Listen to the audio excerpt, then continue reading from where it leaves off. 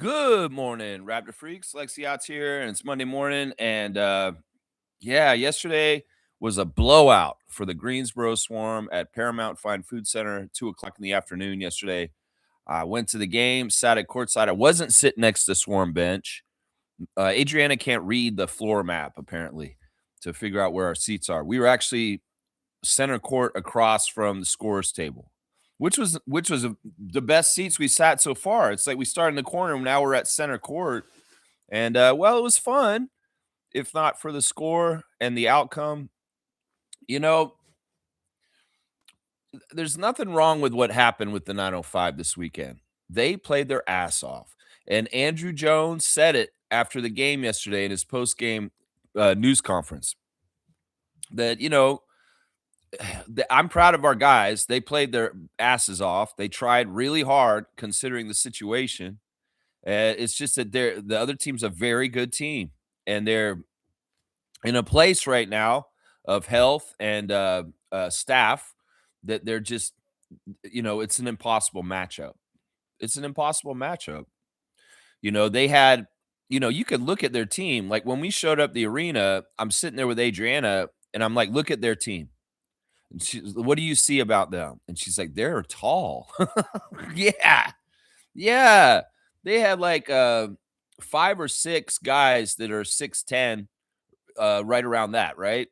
6'9, 6'10. And we've got currently, because of extraction and people getting signed and going other places, we've got 2 bigs basically, and Tyson Degenhart's kind of a third big, but not really. You got Sar, who's a legitimate center, and then you got Jonathan Mobo, who's a power forward center, and then after that, it's all guards for us pretty much, and Tyson Degenhart. And the other team, the Swarm, they're coming in with like a whole bunch of 6'9, 6'10 guys, and not only that, these guys can all shoot threes like crazy. And it just wasn't a fair match this whole weekend with the Greensboro Swarm. Both games, just not a fair match. The Jarkel Joyner said after the game that this is not the same team that we played in November last year, and we swept and beat them on their home court 2 in a row. And we are not the same team that beat them when we did that either, because we had Chucky, we had David Roddy, we had Julian Reese. So it's just, this is that time of year when G League becomes extremely difficult for a coach like Drew Jones, and it's just going to be like this now for the last part of the season, this last month of the season, because guys are gone. Now Roddy will be back hopefully very soon, and when David Roddy shows up, that's an instant boost to help. Quincy Guerrier gets healthy, that's an instant boost to help. I mean, if Quincy had been playing, that could have been a factor, because he's a good sized guy that could have possibly done some things defensively to try and do stuff. But, it wasn't even PJ Hall in this game yesterday that beat us. It was, this 3-point shooting was amazing by the Swarm. Once again, these guys are banking threes in from the corner, like not from the corner, but from the wing. And I'm like, these guys are just messing with us now. This one guy banked it like 3 times, the number 13 on the other team. He banked he was banking threes in, guys. It was crazy, man. Number 14, I mean, Garrett. Yeah. Yeah, that was crazy. I did get to see Dennis Rodman's son play. He got out there yesterday, DJ Rodman. Yeah, he looks like his dad in the face. You see him up close, he looks like his dad, that Rodman 10. And but he's a lot shorter than his dad, that's for sure. And he's a basketball player, but I don't know if he'll ever be an NBA player full on. But yeah, weird game, man. Weird game. It was I felt like they came out and started well with guarding them, and they kind of held them down a little bit in the first quarter, but it all went crazy in the second and just busted wide open. And if the 905 can't get defensive stops, they ain't got no chance against this team. Because their offense wasn't good enough. You got one side, the Swarm, that are working the ball around masterfully. They're getting wide open threes and they're hitting them. And they're also working the ball inside and using their size advantage against us with certain players also. And they're getting easy high percentage shots. Meanwhile, the 905 on their offensive end are having to work the ball around a very long, active defense that's stifling, and they're just trying to shoot a last second shot on the shot clock, and it's a loft, and there's somebody's hand in their face, and it's just not a good shot percentage shot. It's just a tough game to win when you're not matched well enough with them to have a good competition. We were overmatched. Let's just put it that way. They're the number one team in the East for a reason. They're rolling. And, well, who knows? Hopefully, the 905 can get some reinforcements back, get back on the winning side of things, and maybe we'll see the Greensboro Swarm in the postseason of the NBA G League. Because that's what to do now. We're 2-2 with them, 2-0 this regular season. 2-0. We beat them in the other season. They beat us in this season. It's 2-2 in the different seasons. And well, hopefully we get to play them in the postseason and break that tie with a fifth game. Yeah, it was tough, but it was always fun. It's always fun to go to those games and hang out. Adriana and I were cheering loud for sitting at courtside, and you could hear us. You could hear us on the court, and we were trying to do our best. And Stripes came over, and I yelled in his ear, and he gave Adriana this towel, but she wanted to give it to me. Made in Saga. Yeah, got this straight from the mascot of the 905 Stripes. Made in Saga. I like this. This is cool, man. It's good to add to the swag collection.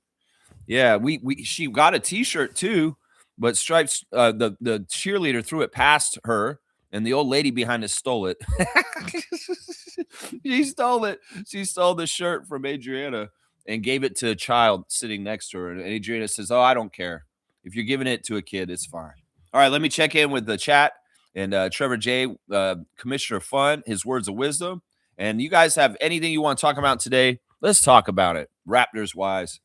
905 reaction. I don't know how many of y'all actually watched the game yesterday at 2 o'clock with Greensboro. It was trying. It was a blowout. It was ugly. And it got really bad, like 35-point loss bad. So I haven't been to a game like that in a long time where we're getting blown out so bad. But some ways you just got to chalk it up to the matchup. We can't get too frustrated about this. First of all, it's G League. You shouldn't. And second of all, when the odds of the two sides and how they line up and what's stacked up against each other, and when it's so lopsided, you can't expect the 905 to go above and beyond like they have all year and snatch victories from a team that is just really, really in a way better place than your team. It's just how it is. Trevor J's words of wisdom: forgive people in your life, even those who are not sorry for their actions. Holding on to anger only hurts you, not them. Yeah. They've moved on. You're probably not around them anymore. And you're just holding on to anger solitary by yourself. And it's like, what's the point? You're just punishing yourself further. They may have done you wrong and you may be justified and you may be right, but what's the point? One of the things we got to realize is if there's a great equilibrium, if there's a great justice, you don't. What part of the rules is you don't necessarily get to see the way it evens out. I mean, maybe you do somehow, some way. You get to see, yes, this happened and stuff like that. Either way, you don't want to plot bad things for other people, even if they did you wrong. It's just tacky energy, and in some ways, you should be above and beyond it. But yeah, it's really good, even though you may have somebody who never apologized to you, never said anything like they cared about doing you wrong. You should forgive them anyway, and you don't do it for them. You do it for yourself, so you can move on in your life and not hold a grudge. So yeah, you forgive them yourself. I forgave my ex-wife a long, long time ago. I forgave her a long, long time ago for cutting and running. And in some ways, that was one of the biggest forgivings that I ever had to do in my life. Yeah, yeah. Words of wisdom. Thank you, Trevor J. Blessings to the Jones family and all the Raptor Freak families out there. That's right. That's right. Trevor's giving us some news notes from the NBA last night. The Celtics beat the Sixers, and New York stopped San Antonio's winning streak at 11 yesterday. Yeah, these are Atlantic Division teams that are in the fray with us for the NBA playoffs. So these are noteworthy things. The Celtics beating the Sixers is good because the Sixers are nipping at our heels. And now, as of this morning, there's a 2-game lead in the NBA standings for the Raptors over the Sixers, keeping that 5th spot over their 6th spot. And that's good. Thank you, Celtics, for helping out with that. I do want the Sixers and Nick Nurse to lose as much as possible for the rest of the season. Yeah, I do, because I want the Raptors to finish ahead of the Sixers, partly because I made that prediction last summer. And I said that the Raptors would finish higher than the Sixers. And I want that proclamation to come true. Now, here we go. New York beat the Spurs. And in some ways, I'm wondering about what happened there. You know, New York City, Madison Square Garden, the New York Knicks, marquee team, a team that the NBA wants to be successful, and a team that the NBA wants to market, the team that the NBA wants to win. And I don't know. I always think it's something fishy, especially if referees decided any of the game last night with the Spurs. I don't know. I didn't watch the highlights. I didn't watch the game, so I can't say for sure. But I would wonder if there was some shenanigans going on there in some sort of way to help direct that outcome. But either way, congratulations to the Knicks. You beat the Spurs. That's a tough win to get. We know. We saw them last week. And, well, Spurs, you got lost finally and ended your winning streak, which is too bad in some ways. I've been rooting for you guys. Nah, man, I was hoping y'all would beat the Knicks. That's helpful to the Raptors if you did. Yeah. Trevor J is also saying that Canada has defeated Jamaica in the FIBA basketball qualifying game yesterday. Canada is now 4-0 in FIBA qualifiers for this stage of going towards the Olympics. Everything's all set and on course for Team Canada to make another Olympic appearance in the next Olympics, depending on where they are. They're supposed to be in LA, but there's a lot of push for people to want to move the Olympic site to Tokyo, Japan for this time because the U.S. is such a dumpster fire. And I can't disagree. You know, we want Team Canada to make another second consecutive appearance in men's basketball at the Olympics because this is something we're building here. And that's the thing, man. The way the Olympics work is you have qualifiers from different regions around the world. You have Asia, Africa, Europe, and the Americas. And of course, one of the Americas spot is just penciled in. And obviously, it's going to be because there's the host country as of right now. The U.S. will always be at the Olympics in men's basketball because they just qualify inherently, right? Whether they're the host or not. So that's one spot from the Americas that's always taken. And usually there's only 3 spots. So Canada's fighting for one of the 2 spots that are left over. And well, the more we can differentiate ourselves from Puerto Rico and all the South American teams and Cuba and Mexico, the more we can be closer to the U.S. in the strata of international FIBA basketball for the Americas. Because USA is going to get in number 1, and maybe Canada could be perennially the number 2 every single time also. But that means taking care of business against teams like Jamaica and Venezuela and Argentina and Brazil. And there's been some pretty good basketball teams from South America in the history of FIBA basketball.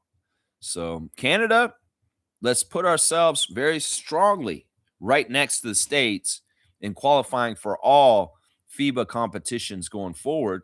Because, before this past Olympics in Paris, France, the Canada hadn't qualified since 2000. So that had been like over 20 years. We didn't qualify for a bunch of Olympics. So let's set the standard that this is just going to be a given. And wins like yesterday's are part of it right there. That's it. Yeah. Trucker Kaz is in the house. Hope Kaz is doing well. It's Monday, so I'm gonna guess that Kaz might be on the road again, doing his route this morning. Good morning, Lex and Raptor Freak crew. Good morning to you, sir. Honk the horn for the Raptor Freak family today at some point when it makes sense. Don't just do it to scare someone. Maybe honk it because you're just happy and you want to say, hey, what's up? Something like that. Yeah. G saying, good, couldn't watch it. Why did they lose so badly? Well, the three-point shooting of the Swarm is amazing. Let's think about this. Liam McNeely, the second-round pick of the Charlotte Hornets this past year, is off the bench for them. Liam, he's a goofy guy. Well, what is he? He's like a 6'9", small forward, power forward that is more known as a three-point shooter, right? And well, he comes off the bench for this Greensboro Swarm team. He's a draft pick, and he is not starting for them. And he is symbolic of what their team is a bunch of gifted, tall shooters that are right around 6'9", that you got to come out and guard. If you don't, you leave them open, they're draining the threes. Now, think about that, G, with the fact that also there's guys like PJ Hall running around in the center of the court and making dominant post plays. So you got to guard, double down on him because he can't be guarded singularly by one of our guys. So it's like Sar can try and guard him and stay in front of him and try and stay big in front of him. But really, the guy can muscle him and go around him. So we have to collapse and put two guys on him. That means there's somebody outside open. And they're tossing it out, and they're just hitting the three, and they're not missing. They have a lot of confidence. They've been rolling. And these are tall three-point shooters, guys that are around 6'8", 6'9", that are hitting these threes. So it's just a perfect combination of not their weapons and their strengths are super good in two different places, whether it's down low or outside. And then the war of attrition with the Raptors 905's bench and how many players they have. We have 9 players playing for the 905. In fact, I was worried at the beginning of the game yesterday because I saw warm-ups and I did not see Mobo out there. And I was like, oh, crap, Adriana. I think that the 905 may only have 8 players tonight. Meanwhile, they got 12 at the other side. They have a full roster. In fact, they didn't play Evan Gilliard the second in either game, and he was available to them. That shows how much wealth the Greensboro Swarm has on their team. They have our starting point guard from last year, Calgary Surges, Evan Gilliard the second, and he didn't see a single minute in these 2 games this weekend because he's sitting over there on the bench. They don't need him. And DJ Rodman, he got in just for a second. They had a wealth of choices. Meanwhile, we have 8 guys, 9 guys, and we can't choose who they are. We just got to play who we got available. And one of these guys just showed up on our team last week, number 35, Carawell. So it's like, it's just that time of the season, G, where the team is losing guys like Julian Reese going on a 2-way to Washington Wizards, David Roddy going to play for Team USA in that tournament I was just talking about Canada was in. And, guys are getting hurt. Quincy Guerrier out. Patrick McCaw is out. Chucky Hepburn's out. Tyler Perry's out. Those are 4 players in street clothes sitting on the bench that are not being able to be utilized by Drew Jones. So it's a tough one all around, man. It's a tough one all around. And we definitely miss Julian Reese because his size and his ability to push PJ Hall could have helped with PJ Hall this weekend. But it's the timing. We didn't have him for either game, Saturday or Sunday, and we felt the absence. Kudos to Olivier trying to hold it down. Jonathan frustratingly trying to hold it down.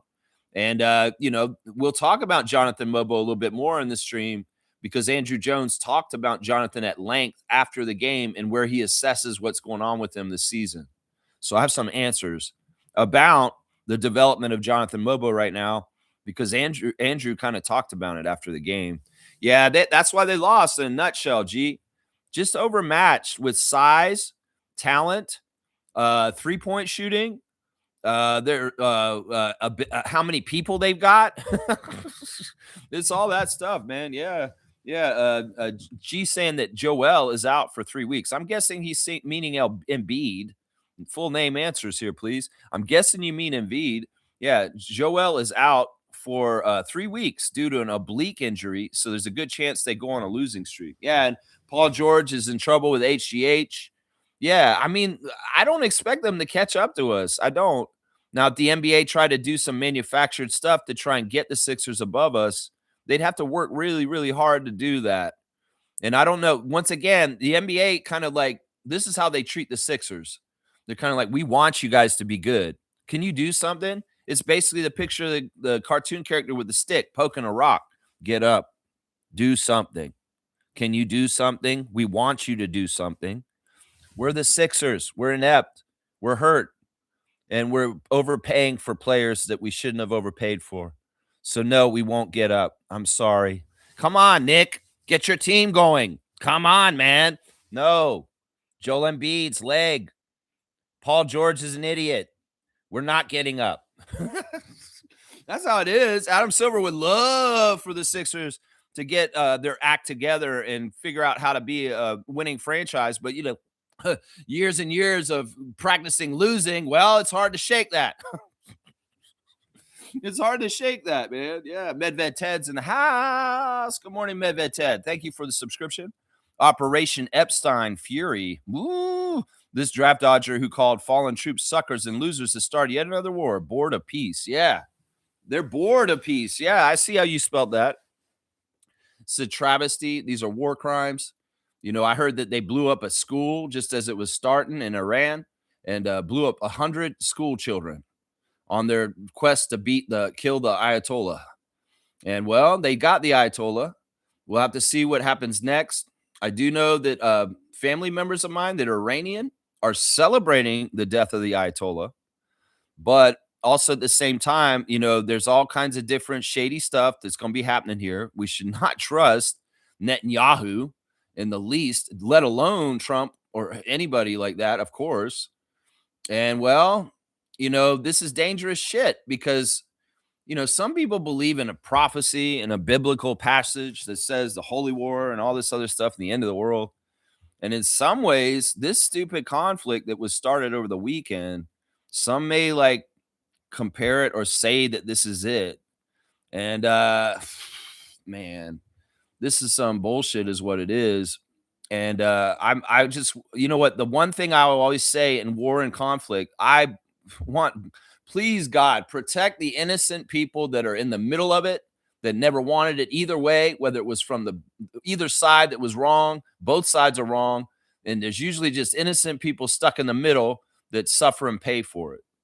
So the people of Iran that have already suffered immensely already this year, it seems like they've got more coming just because of imperialism and racist shit. You got somebody in the staff of Trump down south, Laura Loomer, saying, now let's go get all the Muslims in the United States and take them to the concentration camps.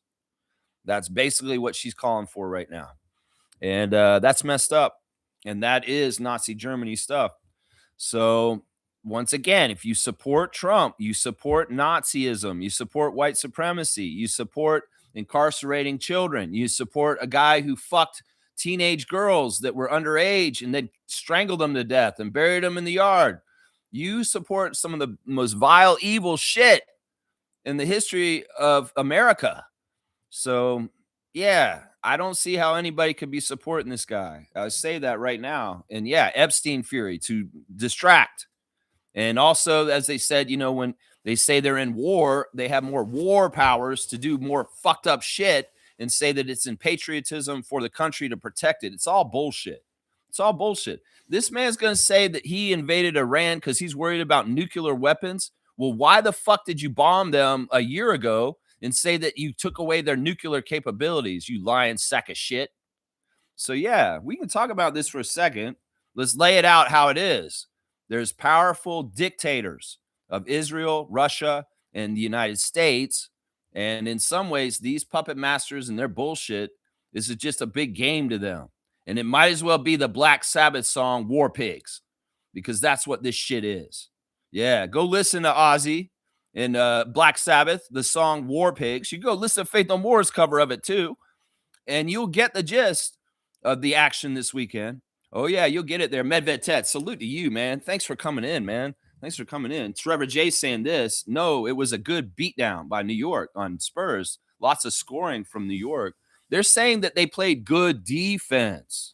Were they playing that physical shit? And they came and knocked Wemby off his block.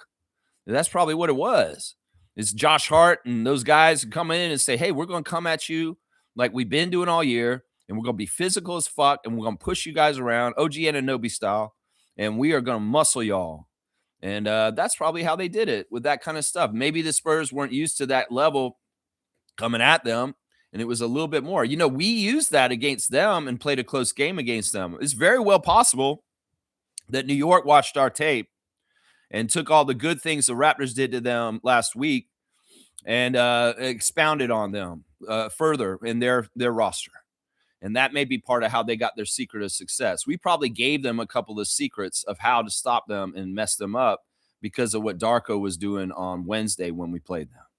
So that's interesting to me. But yeah, I hate to hear this because I don't want the Knicks to win, and I love the Spurs. So it pisses me off. Yeah. James is saying this. Good morning, Raptor Freak James. Good to see you in the chat this morning. Lex, who's the best player on the 905? Well, I mean, it's easy to say that it would be one of the assignment or two-way players, right? To me, I'm partial to AJ, and it's partly just because, he's Canadian, and I think that he's been working so hard at the G League level for a few years now that in some ways you have to take into account his experience. You have to take into account that AJ Lawson has played meaningful games in the NBA at the highest level in the NBA Finals.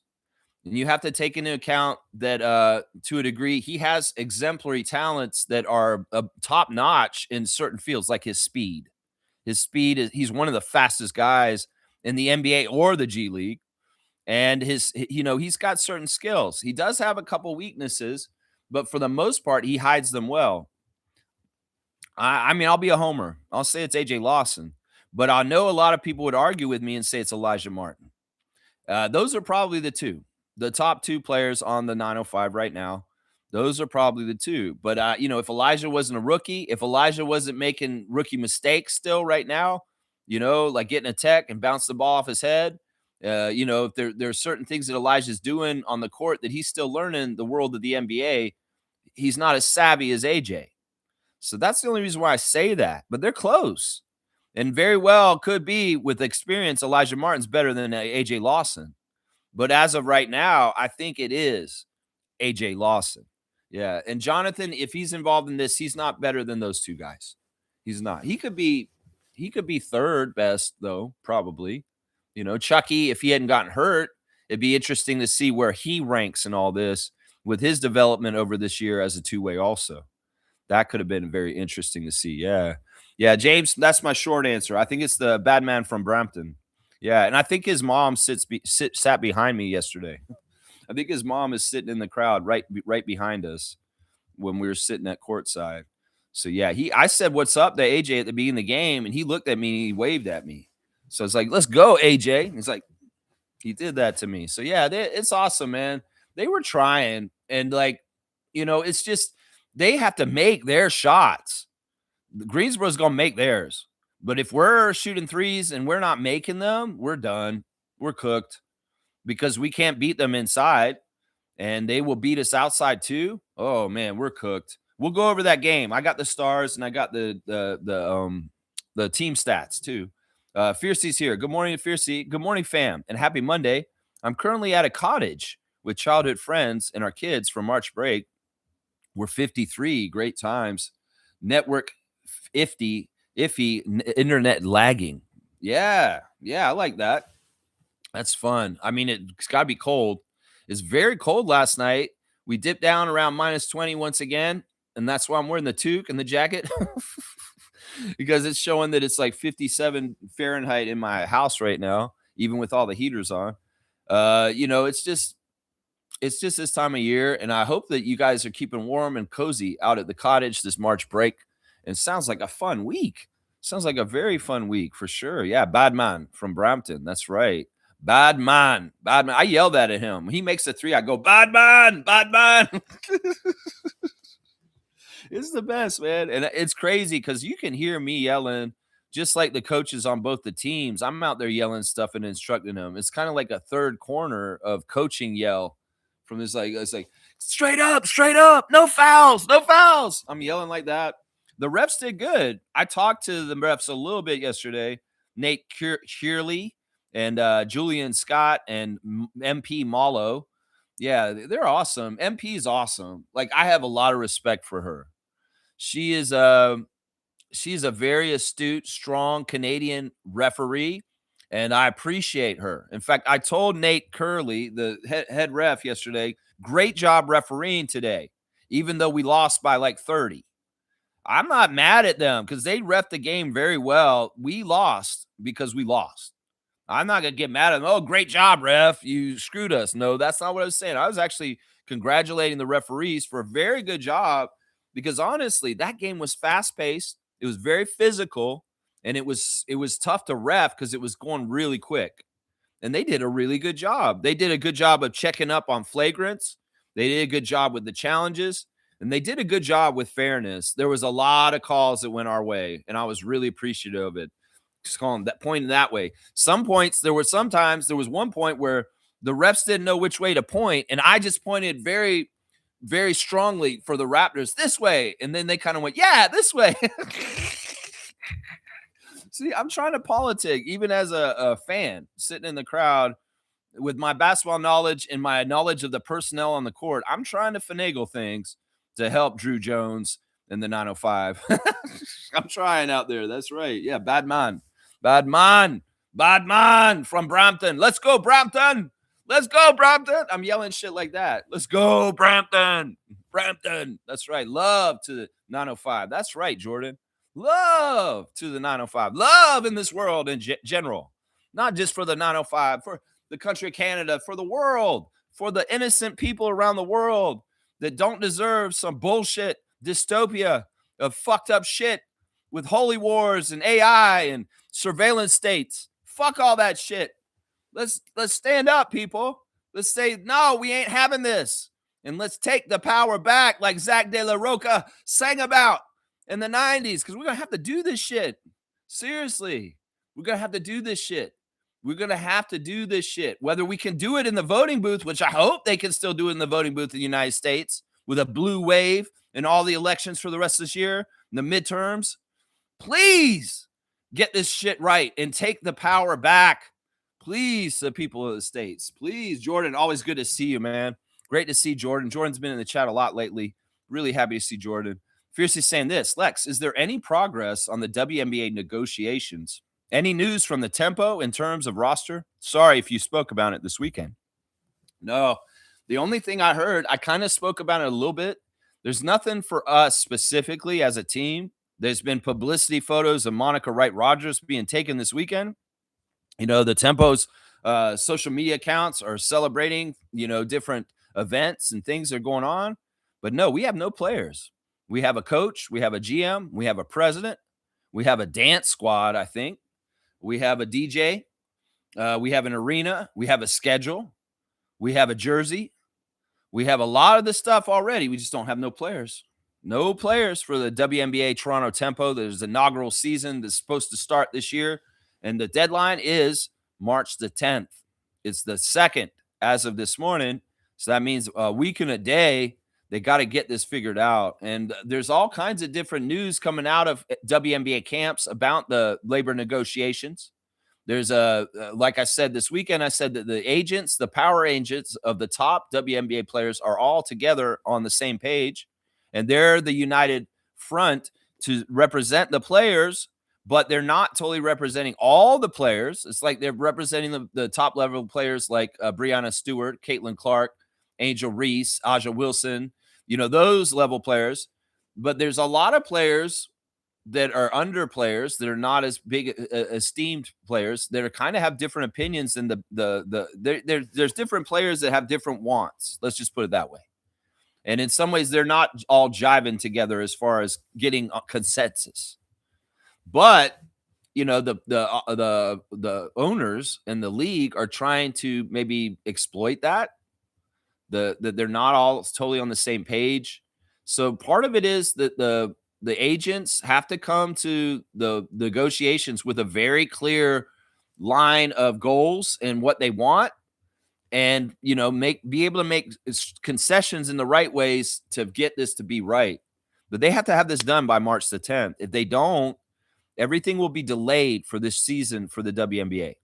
And that could be really tough for an inaugural team that hasn't even got players, and they're trying to just scramble to get shit done. It'll be totally off whack if the season doesn't go down when it normally does. Like it means that we won't be learning the tempo of the WNBA correctly, because the tempo won't be hitting the beats on the days that it's supposed to. So this is a tough situation. I hate it. And I wish that they just get it right. Don't cheap out owners. Pay the players what they deserve. I stand with the players and what they are demanding and what they want, because honestly, that's why we have unions, is because owners will be unfair and take advantage as far as they can without a union involved. And that's just the truth right there. That's it right there. Yeah, Trevor's saying, yes, OG and Josh Hart were pushing him around, but they handcuffs on him. Yeah. Yeah, I wonder. I mean, I could go look at the box score, I guess. I could just do a little forensic investigation and go look at the box score. I'll bet you I'll see that Wemby had some turnovers, is what I'll bet. Yeah, he had 7. Yeah, I was exactly right. He had 7 turnovers. And that basically is, the man's 7'5". He's got long ass arms. He's very skinny, but he's physically, he can be grabbed from like a tree, like picking an apple off a tree. And that's probably what OG was doing. He's like, I'm Sir Isaac Newton. I know gravity falls. And I'm just going to take this apple off this tree, this French tree, standing in the middle of the court right now. Yeah, I bet that was part of it. I see that Victor did get 25 points and 13 rebounds, though. And he had 4 blocks, but he was a minus 15. Wow, Kelly Olynyk got in this game. It must have been bad. Yeah. Yeah, okay. All right, I'm looking at the box score and seeing kind of how it went down. Now, of course, we're going to play the Knicks next. And if they just beat the Spurs, they're riding a high. Because the Spurs, and a lot of people are saying the Spurs are the best team in the league right now. And, well, I guess if the Knicks beat them, then I guess they're supposed to say the Knicks are the best team in the league right now. Well, let's see the best team in the league on Tuesday at Scotiabank Arena for Buffalo Bills theme night. Yeah, so yeah, tomorrow we'll see them. I'll have the preview in the morning, guys. I'll have all the latest lineup news and the referee report for our game against the Knicks, the 4th one of the season. And then we'll play them one more time in the last month of the season. 5 games against the Knicks this year. It's crazy, man. Yeah. Mr. Quasimodo saying, I love Rage Against the Machine.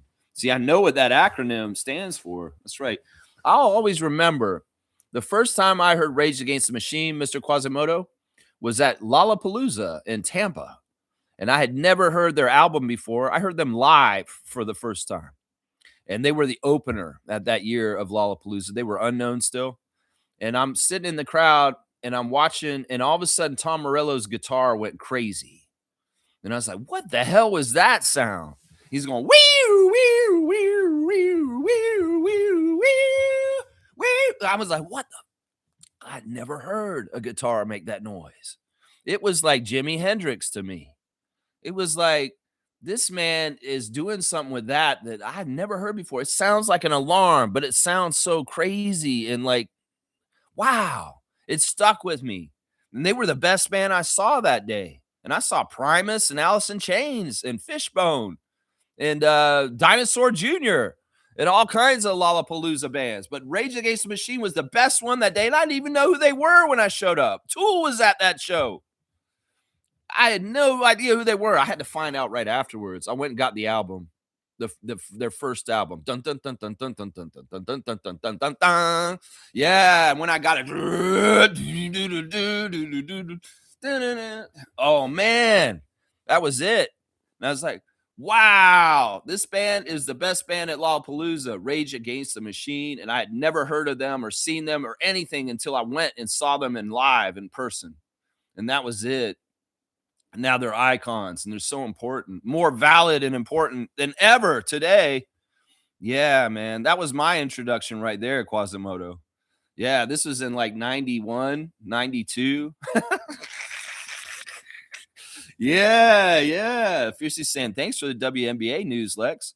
Hope everything is figured out for March 10th. Looking forward to cheering and supporting. Yeah, me too. I want this to happen. But, you know, the way things are going, nothing's guaranteed on anything at any point in any way right now. It's crazy. There's a report out that there's a who's the player? There's a couple players that are stuck in Dubai because of the Middle East conflict that started all of a sudden. This is like Brittany Griner all of a sudden, except she was in prison, right? In Russia. Nah, they got these guys locked down. They can't fly out and leave because it's all of a sudden a war zone and the no fly zone going on over there all of a sudden. So these things will have impacts into like comfy everybody's world or sports world or stuff like that. Like this stuff is not going to be like, oh, this just happens over there and it's not going to affect everything. You know, it's kind of crazy, man. It's kind of crazy. Medved Ted saying a few weeks ago when the Raptors played in Oklahoma City, I noticed on their Instagram page, Grady was lugging around a POGA suitcase, portable gaming console. This guy should only be carrying a basketball in his hand. I don't know. I'm going to disagree with this. I mean, I get what you're saying. And I did allege earlier this weekend that possibly Grady needs to really put in extra work right now to try and figure out what the hell's going on with his NBA career. But, man, they need fun too. And you got to understand, you know, the NBA lifestyle is weird, man.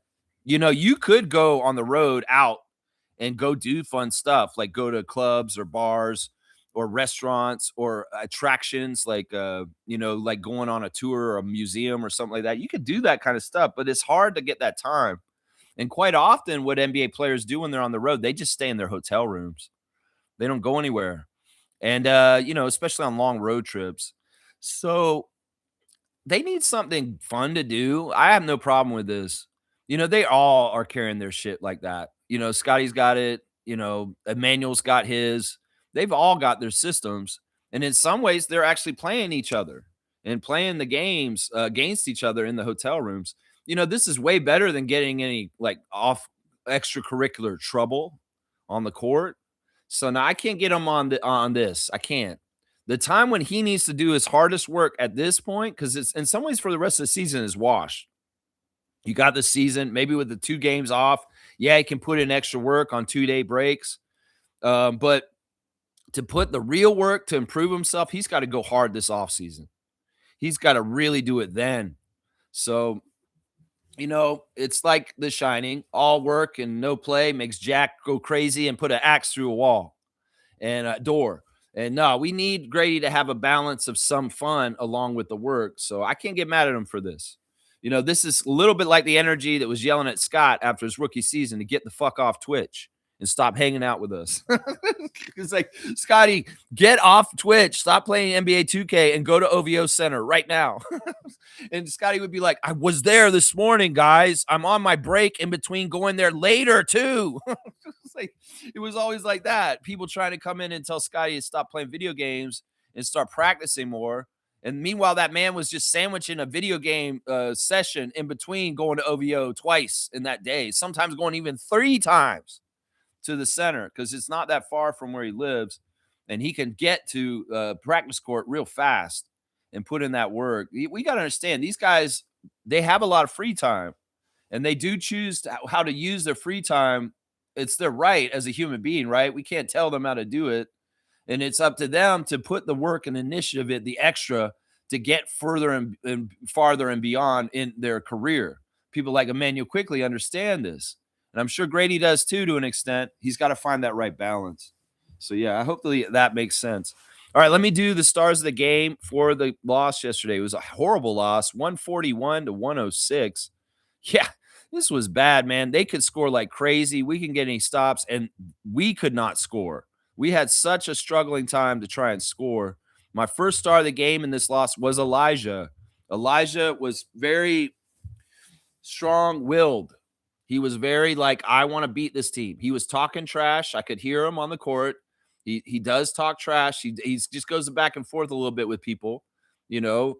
But in some ways, he couldn't really hold his weight in this situation because we didn't really have teeth as a team to try and beat them. So in some ways, he kind of was quieter than he probably could have been in some ways. 27 minutes for Elijah, 22 points on 8 of 15 shooting, 3 of 8 from 3, 2 of 2 at the free throw line, 5 rebounds, 5 assists, 0 turnovers, a minus 17. Yeah, the minus 17 is going to look bad because everybody was a bad minus. But yeah, I like that he had no turnovers. And I also like that he shot 8 of 15 because there are a lot of these guys were having a hard time shooting. One of the best things that Elijah does is he gets room near the basket. He's a very powerful, forceful player.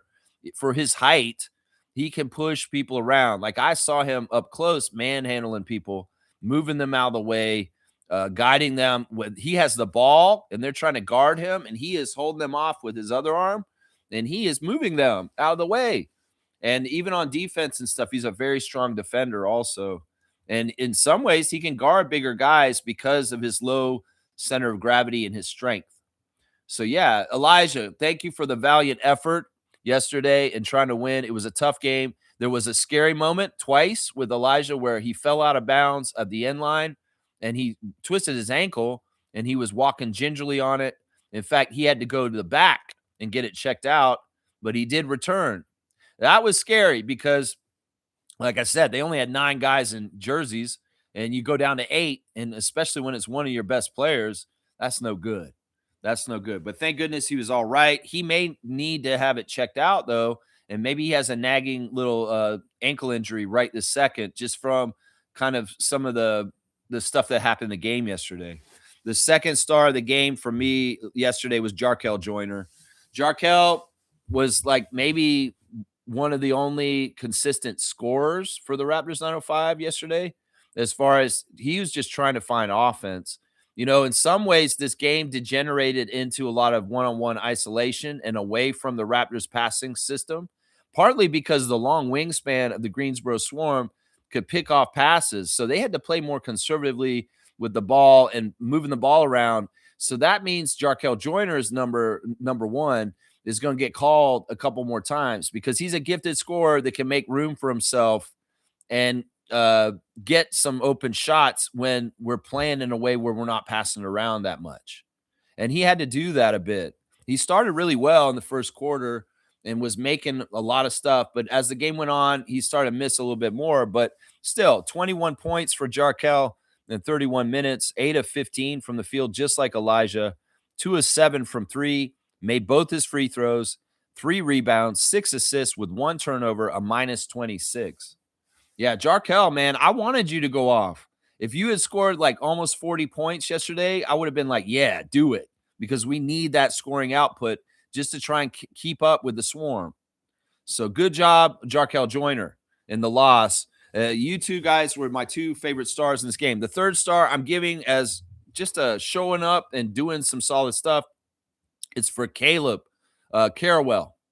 Caleb is a new player for the Raptors 905. He just showed up a week ago, and he's still learning our systems. He's still learning the coach and the coaching staff. Andrew Jones said after the game that Carrawell came in, and he did a really good workout in the morning before the game yesterday, and he gave him more minutes because of that, because he's showing an aptitude and a want to learn and get better and help this team. Now, he's an interesting player. He's a forward, and he could shoot the 3 pretty good. So Caleb Stone Carrawell came out there and got 14 minutes of 10 points, 3 of 7 shooting, 2 of 4 from 3, made his only free throw, and had 1 rebound. He was a minus 15. In some ways, I had to give somebody a third star, and a lot of them don't deserve a star. And so I gave it to the new guy just to say, hello, here's a star for you. You're on the board for 905 stars. And thank you for coming out and getting double digits in 14 minutes and trying to add to the score. But, you know, he's still new. He's still learning the system. In some ways, Andrew Jones is hesitant to leave him out there in important times or parts of the game because he's not totally been with the team that long. And he doesn't know what he's doing completely with us. Going over the rest of the team, we'll go over them real quick. Jonathan Mobo, 30 minutes, 6 points on 3 of 5 shooting. He did get 10 rebounds. He had 5 assists and 3 turnovers and 2 blocks. He was a minus 24. What Drew Jones said after the game was, because one of the reporters asked him, is he doing all right? What's going on with him? And, well, there was a couple times I saw in the game where Andrew Jones got really mad at Mobo when he was coming off the court, and it's for blown assignments, for not getting back, because Jonathan had a really tough assignment in this series against Greensboro.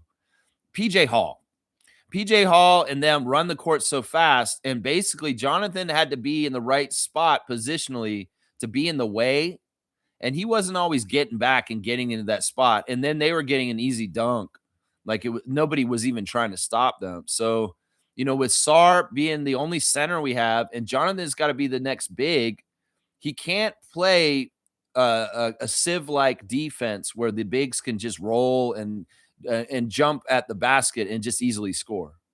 So there was a lot of lessons and teaching in the middle of the game yesterday. And Andrew was mad at him. He was mad at him at certain points, and he really was talking to him. But this is what Andrew said. Jonathan's a willing student. Jonathan listens to what we say, and he likes the coaching. He takes the coaching because he knows this is the way for him to get better. And, there's learning going on with Jonathan Mobo this season.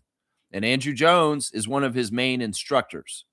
And he's proud of him, he said. He's proud of the work he's put in. He's proud of the progress he's showing this year.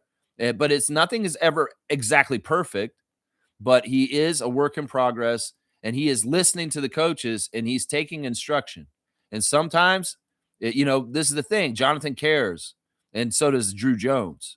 So they're going to talk it out, and they're going to figure it out. But, yeah, Mobo, 10 rebounds. That was he was fighting in there for his life. And it really was like, you got Sar and Mobo, and then you've got 5 guys on the other team that are the next tallest guys around. And we have nobody else that's tall on our team.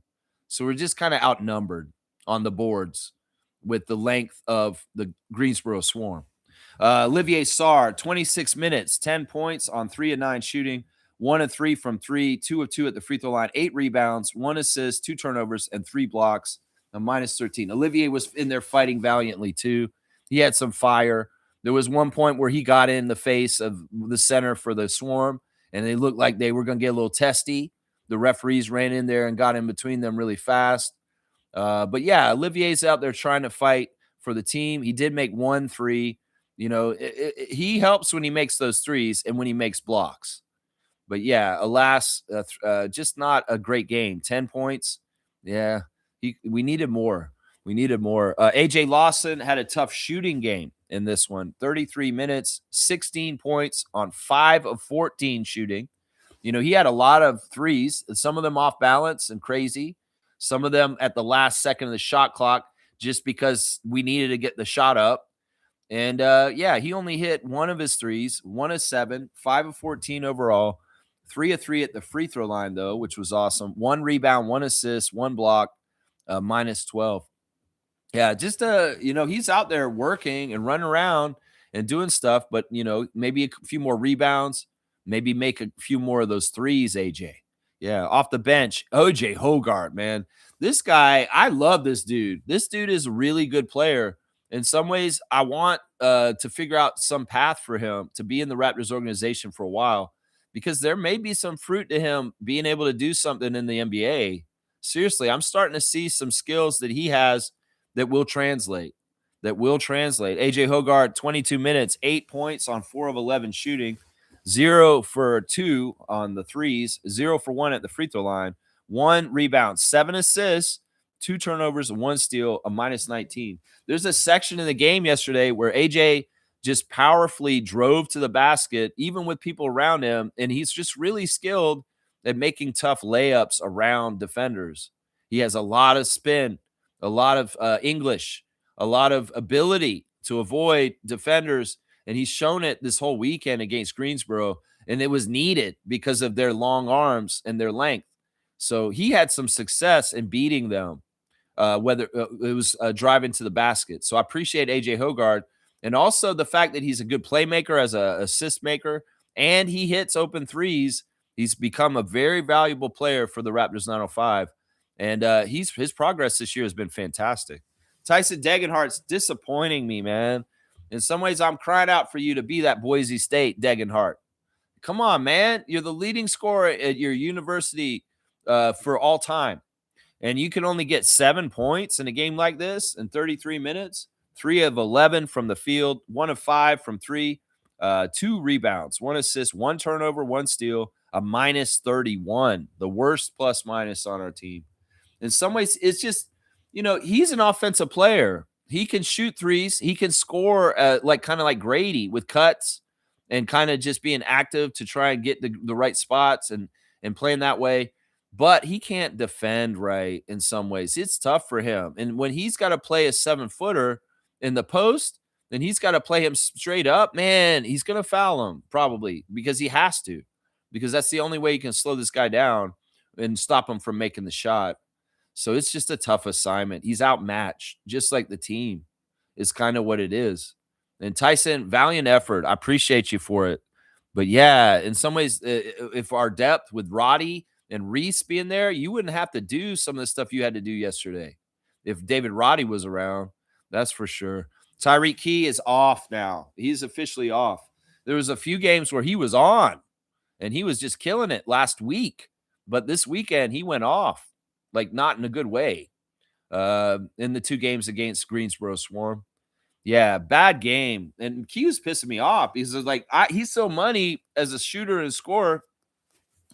I'm like, I just take it for granted that Tyreek is going to give us offense and do well, but he was awful.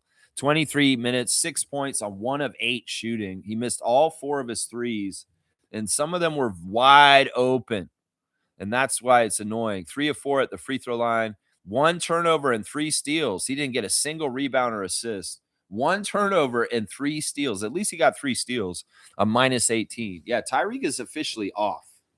He's not making his shots anymore. He was like the series before this one, he was making them, but this one against Greensboro, he did not do well. He struggled. So yeah, that's the Raptors 905 box score, the 9 players that played. My stars are Elijah Martin, Jarkel Joyner, and Caleb Stone Carawell. On the other side, I'm going to give some big props to Marcus Garrett, who was a 3-point threat. He was banking 3-point shots in. Like I said, man, these guys were toying with us to the point where Greensboro Swarm had like 3 or 4 bank shot threes that were crazy. 5 of 8 for Marcus Garrett from 3, 12 of 16 overall with 29 points in 29 minutes. Nasty, nasty work. And the team overall, they shot 17 of 36 from 47% from 3 yesterday. And they had 7 guys make threes. So they had a bunch of different people bombing them in. Like Liam McNeely, the 2nd round pick, he only had 9 points and only made 1 3. It's not like he's killing us. There's like all these other guys that are killing us, like Tijani Saloon, Antonio Reeves, PJ Hall. I can't even say this guy's name, Tosan Ebawan, and then Marcus Garrett. These guys absolutely killed us as a group. And it really, really tough. Double-double for Terrell Brown off the bench, too, with a 10 and 13 assist game. Yeah, really tough. The team stats, well, let's just go over them real quick. Might as well. They shot 58% overall. We shot 40%. They got 17 threes made. We got 10 threes made.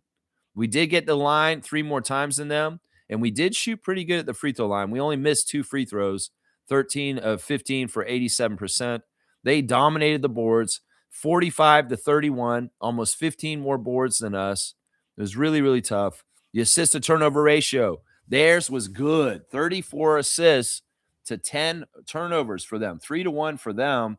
And meanwhile, we're 26 and 12, so 2-1 for us. I'm actually shocked we had 26 assists. Seriously. I will say I felt like the 905 got off to a better start in the Sunday game than the Saturday game. And they were playing them better in the beginning, but man, things devolved so badly in the second half that the lead was much worse, and they lost by way more in this one. But I think they started this game way better than they had the game plan right. That's actually what Jarkel was saying after the game, that Coach Leftwich had a really good game plan for this game, and they executed it, but it didn't matter because the other team was just so good. They just beat our ass. It's really bad. Let's see. Turnover. I already did that. Points in the paint. That was a dominant area for them too. 66-52 for the 905. Yeah, just a tough game all around. And 37 points was the highest lead for the Greensboro Swarm in this one. Yeah, it's just a nasty game. I haven't been to a route like that in a while where my team's getting routed. And well, there's nothing we could do about it. Adriana and I had fun though. We were there and Stripes grabbed my Powerade bottle at one point. Yeah, the mascot Stripes. He took it. I'll act like this is a Powerade. This is the straight goods on Canadian Goods Day. He took it. He made sure it was closed, and then he started pouring it on himself and then he started doing a strip tease in front of him. It's really crazy, man. I don't know what Stripes was doing. He's weird, man. But yeah, Stripes, you're my dude. And yeah, you stole my Powerade to act like you were taking a shower with it. That was weird, man. Stripes is so fun. Yeah, Raptors 905 games are fun, guys. You should go. Seriously, they're fun. Excuse me. Great value and a lot of fun to go to those games. That's what I'm saying. That's right. All right, let's see what else you guys are saying here on the chat. Trevor J saying that FIBA game yesterday in Jamaica, those people are going crazy like a football game, beating drums, so noisy. That's fun. That's cool. I like that kind of enthusiasm. I like when different locales have different kind of feels to them. Like, wasn't there some game in Turkey once where there was fire around the court or something like that? I don't know. They can make things interesting in different places with different games for sure. That's awesome. They love their basketball. And listen, Jamaican people should be happy because their basketball team's on the way up, just like Canada, because they're getting an infusion of talent. And that's in some ways scary for us because, the Americas, if there's more talent around these teams, because DeAndre Ayton's on this team and, Cat's on this team and Norman's on that team, this is going to be tougher to get that second spot in the Americas to qualify for FIBA events, like I was talking about earlier, because they're catching up. The teams like Jamaica, Dominican Republic, and who does Bahamas? Yeah. These teams are getting good NBA players. Stargate is here. Good morning, Stargate. Good morning, Raptor Freak family. Man, they need to schedule these Raptor games more on my nights off so I can watch them. I'm missing too many games. The Washington game you missed on Saturday. Are you these Raptors 905 games were during the day this weekend, 2:00 p.m. start yesterday and on Saturday. I don't know if you mean the 905 games. I don't think you watch the 905. You should though. They're a lot of fun. But yeah, I don't know, man. I don't know what your work schedule is. We're playing tomorrow night though. If you're working, it's the Knicks in Toronto, game 4 of the season series. Medved Ted saying Ochai Agbaji was an 18% three-point shooter in Toronto. Currently in Brooklyn, his three-point shooting is 52%. How does that even happen? Is the Noah system actually helping our players or a distraction? This is something that's posted on Reddit this morning that people, man, once again, people got to stop extrapolating to certain determinations just because of certain things. All right, first of all, Ochai with our team was not playing with the way he did the last year. Last year, he shot this percentage with us. This year, he wasn't shooting as well. Why is he shooting so well in the new team? Well, there's probably 3 good reasons why.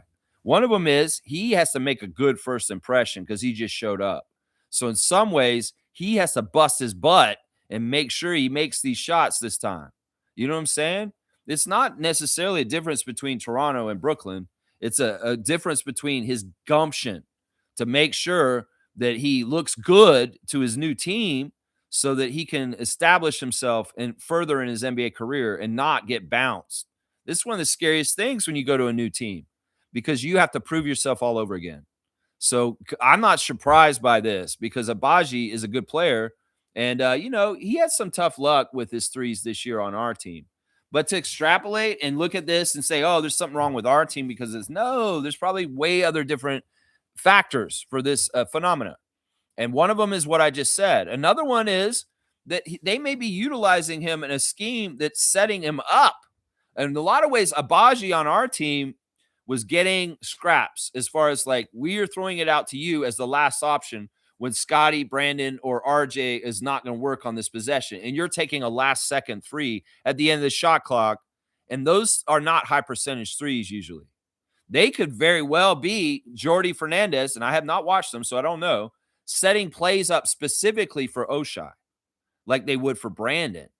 So that's part of the reason why he may be getting a higher percentage now because they're literally running him around a pick around Day'Ron Sharpe, and he's getting a wide open three because he's one of the focuses for the Brooklyn Nets offense. Because think about their talent on their team.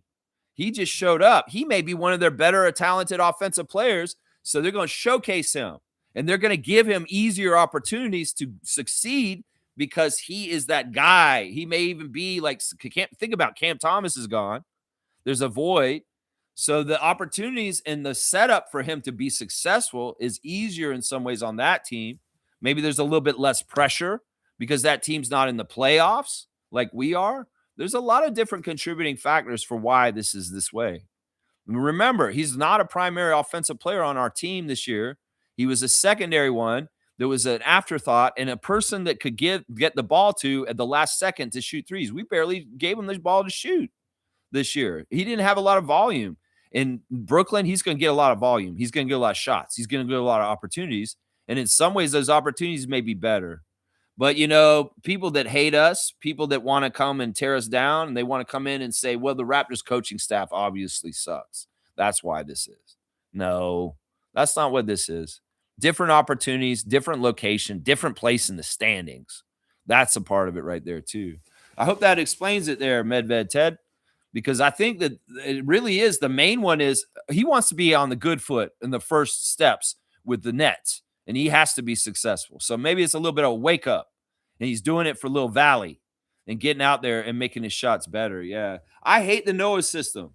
And I think that, if we got rid of the Noah system, it may be just a helpful reference tool, but these motherfuckers should not be utilizing it to change their shot or take advice from it to change their shot to make it better. Because I wouldn't trust that system. Maybe you can use it as a calibration because it's showing you what you're doing with your shot, but don't try and change your shot. Just take the information from it and do it your own way. Don't let that machine tell you how to shoot, Raptors, is what I'm saying. Yeah, they said this on Reddit. They had this post there. I was going to maybe talk about it, but you brought it up, so I brought it up, and I went ahead and talked about it. All right, Raptors Reddit of the day, since we're talking about Raptors Reddit. The Cool 30 is our Raptors Redditor of the day, and he's saying, shout out Emmanuel Quickley. Emmanuel Quickley has averaged 20.4 points and 5.7 assists and 4.4 rebounds in 16 games in his last 16 games. Honestly, Emmanuel Quickley deserves a huge shout out because he's been stepping up and has been a huge reason why we're in games and winning.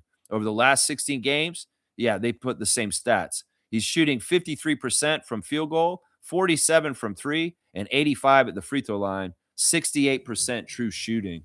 Yeah, I like these kind of praising posts, and I hate all the weird bullshit otherwise.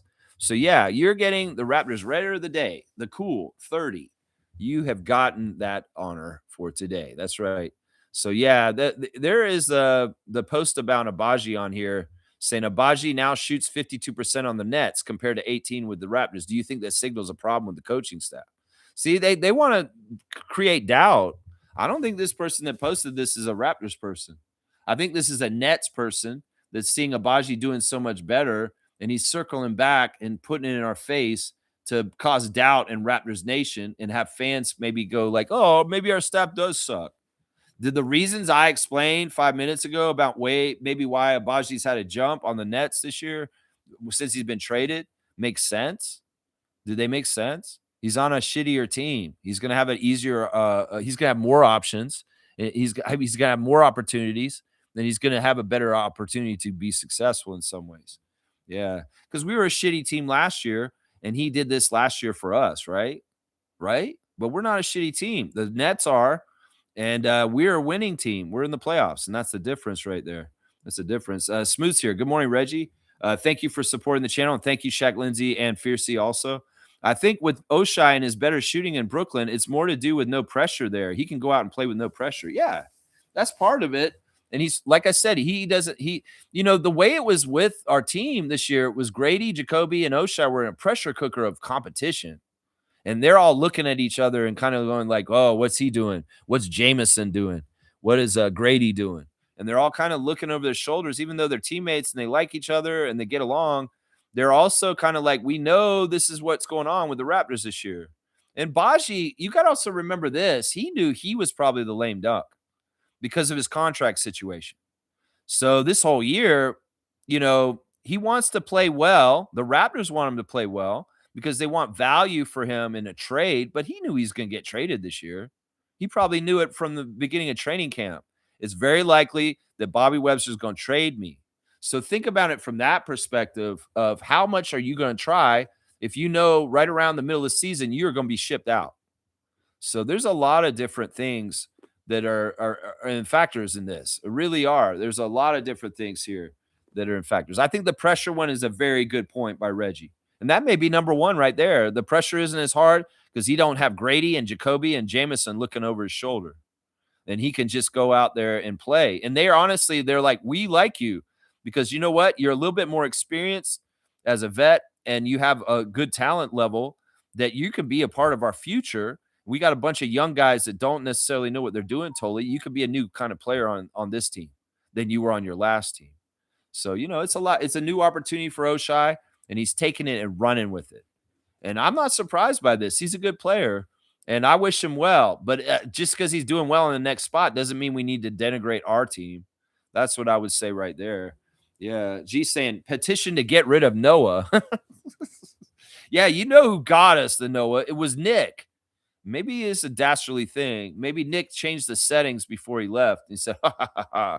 This is the one that helps them shoot worse. Shaq Lindsay saying, I want to say I told you so. I saw it in the fall when the leaves were falling. What a failure of a season. Laugh out loud. Maple Leafs. You're talking about the Leafs? You bringing them up out of the blue? That's interesting, man. That is interesting. Yeah. Yeah, they found new levels to be disappointing, obviously, with Austin Matthews in the White House. I don't know, man. I don't know enough about what's happening with the Leafs to talk about it in an educated way. In some ways, I don't want to turn people off by going in on them. In some ways, I would just say, Leaf Nation, I'm not your enemy. I wish well for you guys, even though your captain's an idiot for going to see Trump. I don't know. I don't want to burn. Like, I know that I share fans with Leaf Nation, Raptors Nation, Leafs Nation. There's going to be a lot of crossover.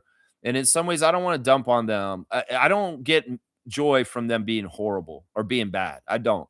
I'd like them to be successful. I'd like them to be healthy and to be playing very well. But yeah, that is what it is. I mean, you saw this. Well, congratulations, Shaq Lindsay. I appreciate you for having astute eyes and making a prediction. Well, it came true. It came true. We can't do anything about it. It's just where the Leafs are this year. I know from Steve. I talked to my friend Steve, who's a huge Leafs fan, and yeah, yeah. Mr. Quasimodo is saying, shout out to love. Lord knows this age needs it more than ever. This is our weapon. This is our weapon of choice. This is the number one weapon. And you know what? Listen, there may be tons of us to become martyrs in a very sad, pathetic way, but pathetic for the people who do it, not for the people that happen. But we need to understand that may be just the cost of this humanity age is that, I say do things the right way, do things with peace and love, and we will win in the end, obviously. But there may be a lot of dark times where it doesn't seem like we're winning, but in the end, it will happen. So we got to do this right. And this is about connection. This is about putting yourself out of your own ego and not being selfish. This is about thinking about the general consensus and what's good for all of us as a humanity, as a race, as a species on this planet. That's what we need to start thinking about. And that's the thing, man. A lot of quotes that say, the only thing that drives out darkness is light. And well, that's what we got to be, is we got to be the light. That's right. Mr. Quasimodo, respect, man. Respect. And I love that you're a Rage Against the Machine fan.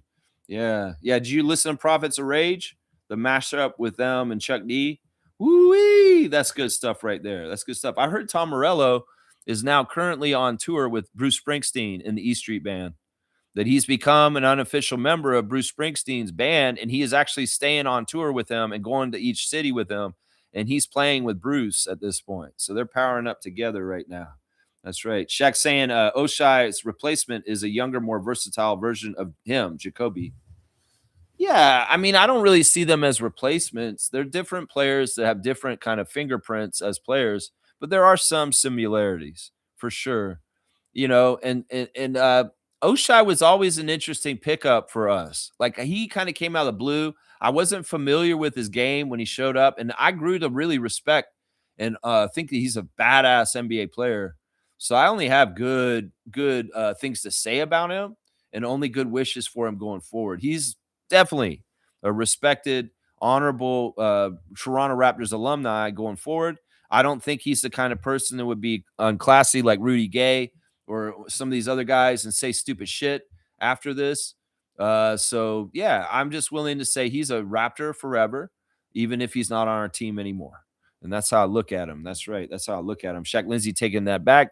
Grace is not getting any playing time. I wonder how this is going to affect his confidence going forward. Grace? You mean Grady? You're saying Grady or Grace? Grady. Grady's not getting any playing time.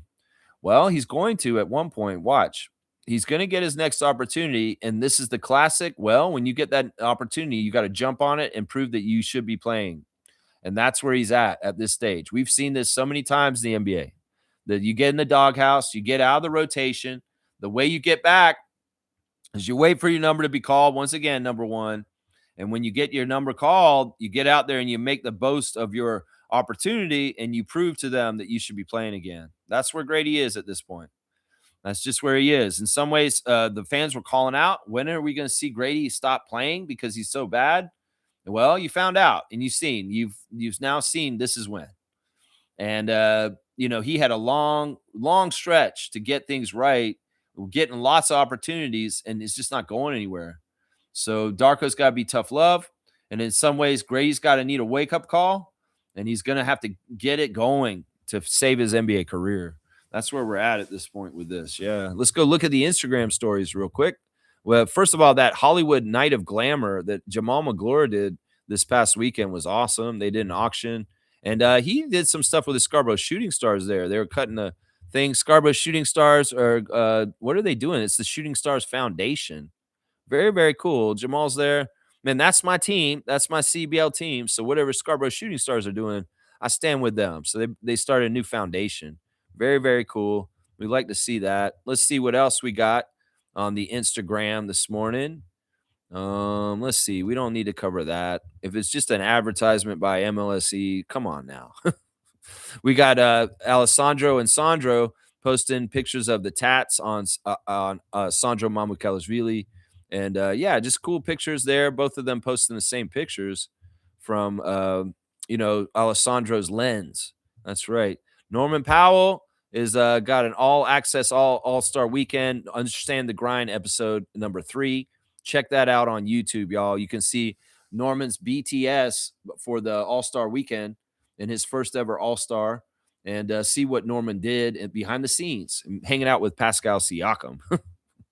Let's see. That's pretty much it. I don't know if there's much more. There's some of the stories from 905 yesterday. Yeah, it was tough, man. It was a tough game. There was a good crowd there. We had a lot of fun. I tried to be loud. I kind of lost my voice a little bit, but I can't be too loud when I'm right up on the court like that. And I'm glad I wasn't sitting next to Greensboro Swarm's coach, because I probably would have, I may have, especially in this game. This game was such a rout. I would have looked stupid, and they probably would have yelled at me or said, "Why are you doing this? You're stupid." There's Fred VanVleet and his crew on his Instagram. That's it. Instagram light today. That's all right. Sometimes there's just not a whole lot posted there. I guess with the Raptors off and stuff like that. That's kind of why. Let's see. Let's keep going. Is there breaking news right now in the Raptors world? I don't see any as of this morning. I just see horrible news from the war that's just been started.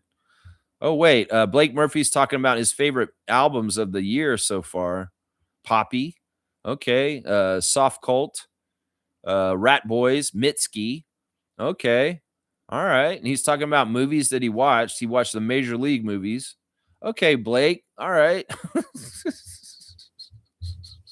All right, let's do straight goods on Canadian goods, since I did show it for a second. Y'all, Neil Brothers. Neil Brothers is a Canadian company that makes all kinds of products, and this is their tomato sauce. You don't need to buy Ragu. You don't need to buy Classico. These are American corporations that we should not support here in Canada, because we need to keep our economy strong in this country, and we need to buy more Canadian brands. And Neil Brothers is a fantastic company for sauces, and they got salsa. These are two different tomato sauces. You got the basil tomato bliss. You got the roasted garlic aioli or whatever. And man, I'm telling you, man, if you buy this and use this instead of Classico or any of the big corporate American uh, tomato sauce, I'll be your best friend, because I'll be so happy and proud of you for supporting Canadian industry, because this is Canadian made here in Ontario.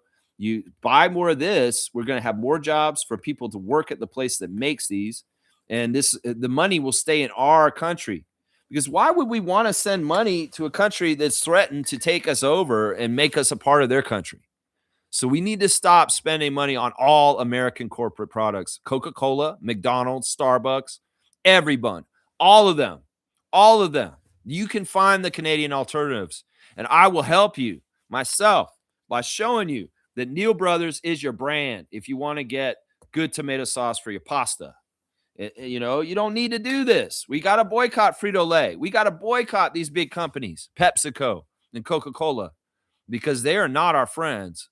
And in some ways, this is part of how we make ourselves true north, strong, and free, is we support ourselves and we stop.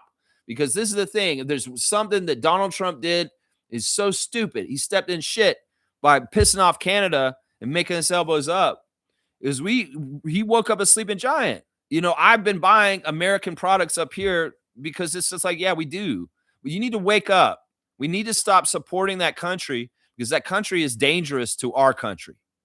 And everybody who's buying Canadian right now, you are awesome. Keep doing it and strive to find more products that you buy regularly to switch to support our country. Because one of the things is that the tariff war has backfired on him. Our economy is stronger than ever because more and more of us are waking up to no more American products. And we're diverting our money that we blindly spent on American products before. And now we're like, nah, we're going to make a decision and be conscious of what we're spending our money on. And we're going to support the companies from our country, the equivalents in our country. This is what we have to do to solidify and strengthen our country economically and be stronger. Why would we want to send this money to a company in the States at this point? Seriously, y'all, think about where your money goes when you spend it.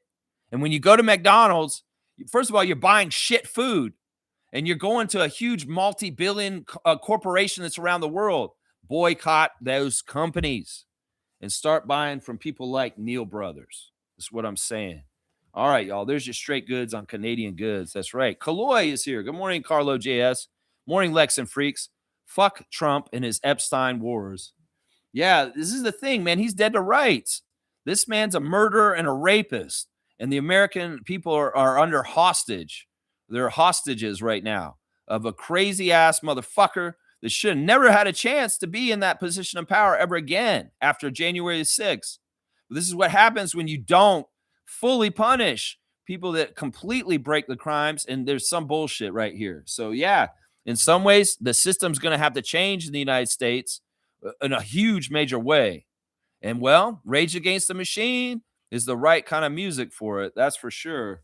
That's for sure. All right, let me keep going in my tabs. You know what, guys? I'm going to do something special this morning. We're going to do birthdays a little bit different today.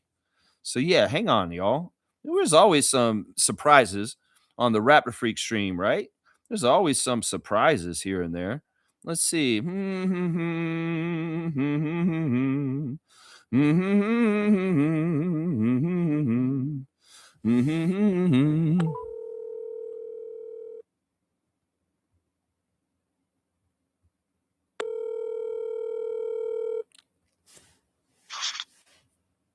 Hello. Happy birthday to you. Happy birthday to you. Happy birthday, Omari Parsons. Happy birthday to you. Appreciate it. Thank you. How's your birthday so far? It's been good, buddy. Just been relaxing. Nice. Still. I got you live on the air. I figure you wouldn't care. I just wanted to do a birthday shout out to you in person over the phone. Oh, we're on air, bro? Yeah, you're on the Raptor Freak stream every morning, 9:30 a.m. What's going on, freaks? Yeah, let's go. Omari's birthday Oh, today, y'all. this is Raptor Freak cool. Omari. That's right. This is cool, bro. This is cool. Yeah, man. So I hope everything's been shining and light and positivity on your life, and blessings are just raining upon you, my good man. And I hope that the next year of your life is just a fantastic, awesome, all kinds of opportunities and the best things coming towards you, my guy. Lex, that's amazing. You know what? This is one of the best things I did was to just click on YouTube one day and say, let me see what this Raptor trivia thing is about. This is like, what, 2-3 years ago. I saw this bald-headed dude telling jokes, talking about the Raptors, giving quizzes and stuff. Yeah. One of the best things I did. You're a really dope friend, Lex. Awesome. Your show's amazing. I appreciate you, brother. I'm always wishing you solid strength in whatever you face on any given day, my guy. And also, I appreciate you for following my channel for so long and being an active part of it. And like, yeah, playing the trivia and playing the fantasy too. You're in our fantasy league, right? So, yeah. Yeah. Next year, I gotta just Next say year. He's like the Leafs. Next year. All right, Omari, I'm gonna let you go, man. Just wanted to give a big birthday shout out to our birthday guy today, Omari Parsons, y'all. Y'all, Thanks, once Lex. again, if you It's the need, Raptors. yeah, you're still doing the realty, right? Yeah. If you guys have any need to rent or buy a house in the horseshoe area of Ontario, around Hamilton and over Niagara, Hamilton, Yeah. Mississauga, Brampton, Toronto. Look up Omari because this is what he does. He can help you find housing, whether it's to rent or to buy. All right. All right. Thank you, Lex. All right, man. Go back to sleep, Omari. And Yes. because it's your birthday, my guy, and you totally can. I am. Awesome. All right. There you go, y'all. There you go. This is that, man. That's awesome. I'm glad you answered the phone. That's so cool, man. Omari Parsons' birthday today. That's our Raptor Freak birthday for today. That's right. Yeah. I woke him up. I feel bad, but also I'm you know, that what a great way to get woken up with a happy birthday song, right? That's the way to do it right there. Yeah. Happy birthday, Omari from Fiercey, and Kaloy saying happy birthday also. I love that, man. That was fun. All right, let's keep it moving. Why not? Let's go. All right, let's see. Yeah, we could do this one. This is a goofy one. Why not? We'll do this one. This is the classic card of the day. If you get the full name answer put into the chat, you will get the classic card trivia points for today's card. So yeah, here we go. Be ready. It's not too classic, but it is kind of. This guy. Yeah, it's a very shiny mosaic card. Hopefully you can see it well enough to be able to guess who this is. Yeah, this is not. Anyway, I won't say anything. I don't want to give a clue right here. Somebody probably could figure out from my reaction to this card. Yeah, Slug DZ knows. The king of the classic card is going to know this is one of my least favorite podcasters that's out there today, Jeff Teague. That's right, Jeff Teague. Look at those yellow shoes he's got on there. Yeah, it's a shiny mosaic Jeff Teague card. Yeah, he looks really buff there, man. He looks stronger than I remember him to be from back in the day. But yeah, Jeff Teague is right, and he's just ahead of Kaz. So Slug DZ is going to get the classic card today. I'm going to make it 100 points. And Kaz, you're just right behind Slug DZ, unfortunately. The king of the classic card reigns again. And this is his third day in a row of getting the classic card on a streak right now. Slug DZ, 100 points. Jeff Teague, yeah, he's a goofy guy, man. I mean, on his podcast, he's always putting himself down. He's like, yeah, I couldn't beat him, or yeah, he beat my ass, or yeah, I try not to remember that in my career. It's like have the shit that Jeff Teague saying and shit. They say he's an all-star. When did he make the all-star team? I don't remember that. Kaloy said, I need Scotty and BI to pop off tomorrow. We owe the Knicks some beatdown. This is the thing, man. If we can beat the Knicks tomorrow, it's a huge achievement. It's going to really show a growth and an improvement over the season to get to this point. You know, man, tomorrow ref report's going to be really important. Yeah, when I check the refs and I do the ref report tomorrow, it's going to kind of help set up what's going on. If we see Mark Davis or Ed Malloy tomorrow, there's something fucked up going on. Let's just put it that way. Even Scott Foster. If we see either of those three refs tomorrow, I'm going to say right now, shenanigans. Yep, because those are the three guys that do it the best as far as guiding the particular team to win that the NBA wants to win. So if we hear Mark Davis, Ed Malloy, or Scott Foster as crew chiefs for the Raptors Knicks game tomorrow night, something's afoot. Trust me. I'm going to call that right now.